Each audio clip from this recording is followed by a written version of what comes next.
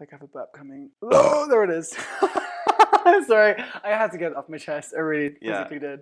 Okay, let's go.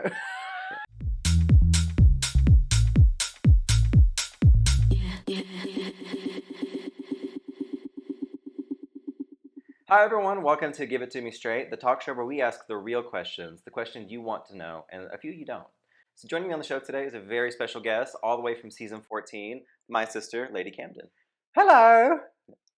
So obviously after the show, you've been super busy doing like Work the World, traveling around. What are some like crazy stories or things that have happened to you like in your travels? I don't know if it's always crazy. I feel like I haven't had any time really to just like do human things. So it's a lot of just like get on stage, get off stage, drink, go to sleep for a little bit, get on a plane, club, plane, next dive bar, next drunken alleyway. It just feels like this whole year has been a bit of a blur, to be honest. Yeah, I mean, obviously, like you are like super busy because anytime I try to reach out, you always seem to be busy. There was even like a show I did in San Francisco, and you happened to be in town. And I remember we were gonna get dinner or brunch or something like that, but you were busy. What was going on? What was happening? Well, it was late that night, and I was at a house party, and I was with some boys, and we were just networking. Just networking. Yeah, Oh my it's gosh. really important. Everyone should be networking at all times. I agree. You do network a lot. I do. Yeah, if there's anyone that knows how to network, it's Lady Camden. Yeah. So it's these new lips. I think that's why. have you been to any places where you've been like, what the f is this? What's happening right now? Am I going to make it out of this alive? Am I going to make it to this next dive bar, next show, next club? I mean, I've never felt in danger at the venue or whatever. Like, the people that hire you tend to take care of you. I feel like I'm a danger to myself sometimes by the going out and getting drunk and then sometimes not remembering getting home. Yeah. That's become a bit of an unhealthy trait. And like Vegas, for example, I could not tell you how I got home on Friday. I really, really can't. And so maybe that I think people would consider dangerous. Yeah, no, I definitely think that not knowing where you are or how you got there is definitely a sign of someone who doesn't have their stuff together. But again, who am I to judge? You know what? You can't polish a turd, but you can cover it in glitter. That's what I always say. Yeah, that you can't polish a turd, but you can throw it in an Uber and it'll find its way home. Yeah, hopefully. So obviously you're a huge Spice Girls fan. If you were a Spice Girl, what would your Spice Girl name be? Definitely Garbage Spice. Garbage Spice? 100%. Just like musk, just like that general odor of like a dumpster. Yeah, but like a fun dumpster. Like a little pink sparkly dumpster. That's your drag. I think so. Vanjie said once that I remind her of the daughter of her and Brooklyn Heights. I feel like maybe that could be something that I want to work towards. No? I mean, a lot of like hard work. So if some people may not know like who you are, some people might not be up to date on the show. You famously dropped the ball and fumbled the bag at the very end of season 14 of Drag Race, losing to Willow Pill. How distraught were you when you only won $50,000? You know, I was like, that's pennies, bitch. Like, what am I supposed to do with that? No, $50,000 was nice. It was cool, you know. Help pay for all the money that we have to spend on Drag Race. I was going to ask, what did you spend like the $50,000 on? Well, Bosco will tell you none of it, because one time I went to a meet and greet wearing something that was kind of whatever, and she was like, $50,000. Wow. So I don't really know. I think just general drag crap I've probably spent it on. So you got second place, won $50,000, and you spent it on that thing. Yeah. Mostly beer, probably. Yeah. I wish I had $50,000. I could have paid off my student loans or you went to college? Helped people. I did. I'm a dropout. Oh, well. I couldn't be smart for a living. That's why I'm stupid for a living. Okay, so. Great, perfect. The Lord works in mysterious ways. It does. Well, you look like a really nice guy. So talking about your family, obviously your family is like very supportive of you. Your mom especially, she's come out to some of your shows. Like, how has like your mom been like impactful and like contributory, supportive of your drag? Well, I mean, I think a lot of our parents when we're younger kind of embarrass us a little bit. Like, in whatever they do, doesn't matter. My mom used to dress up a lot. We would go to the grocery store and she would wear like this cute outfit with like a hat and a matching bag. And I, as a teenager or even like younger, I was just like, why can't you just be like normal and drive like a normal car, not one that's like bright turquoise or something?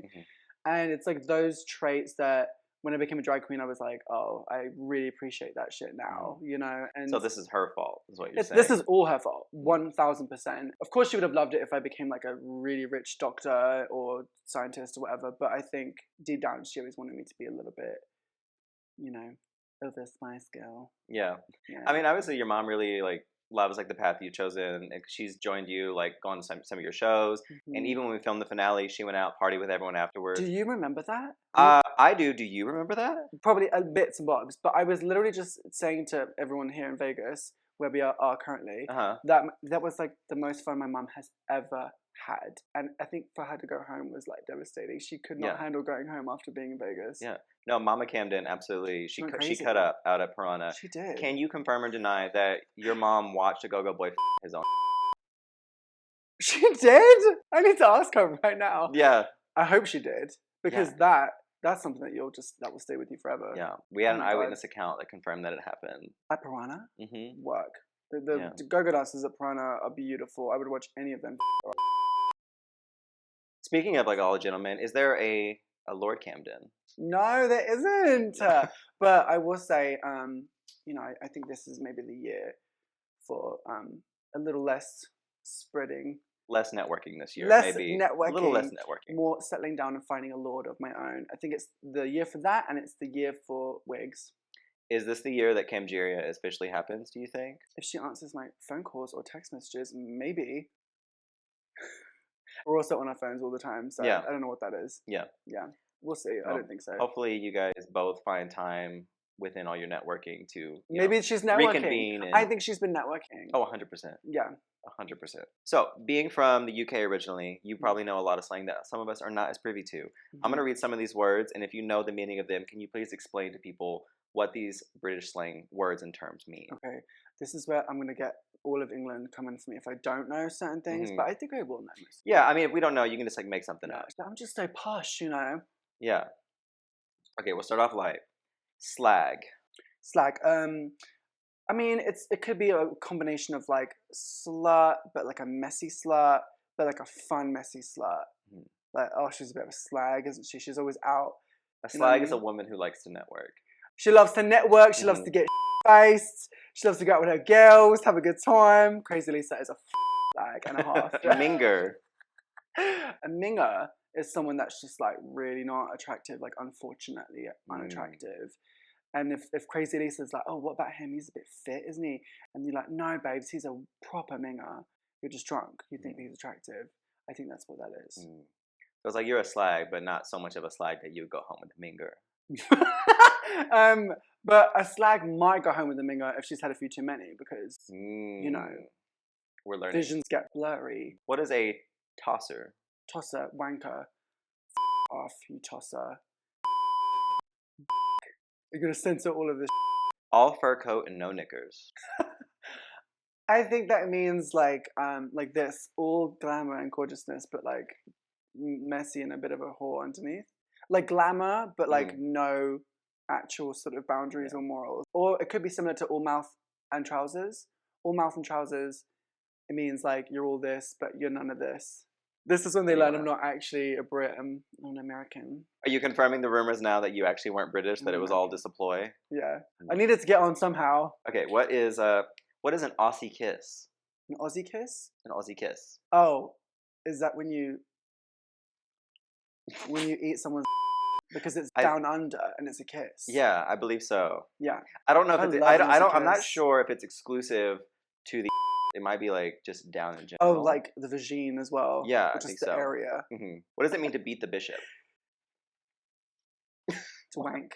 Wanker, oh my gosh. Toss. So like the process of like filming Drag Race, obviously you spend a lot of time on set, and outside of the set, you're just kind of stuck in a hotel room by yourself and just trying to find things to pass the time. And you brought like a DVD player with you. What are some of the movies that you brought with you while filming? I brought 3 different options. And I went to a store in San Francisco called Does Your Mother Know? And it's just a shop that has all kinds of sex toys and things like that. And they have DVDs, right? It's like a spicy blockbuster. Yes! Where you can buy things that you can beat the bishop with, Right.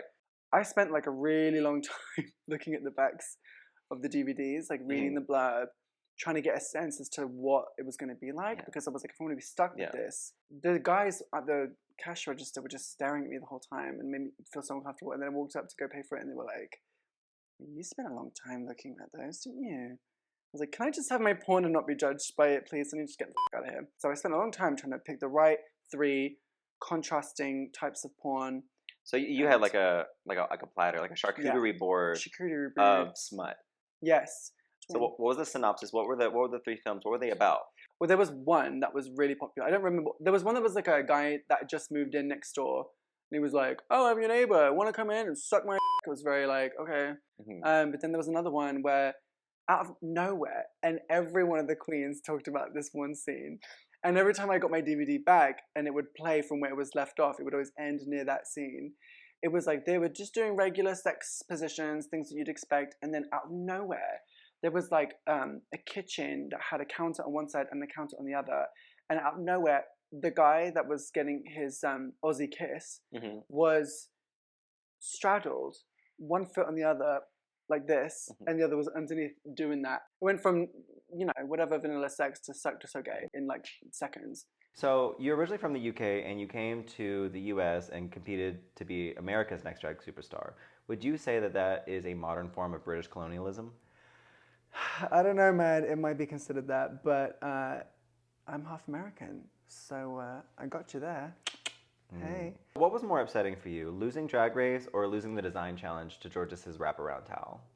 They were both pretty traumatic, but no, I think I was honestly concerned that I would get the Jan sort of upset bitch in the bag, edit. But thanks to Daya, I did not get that. She steamrolled right in and took that spotlight. Shout out to Daya for saving everyone else from the villain edit. Without using your words, only using facial expressions, how would you convey your feeling of losing Drag Race?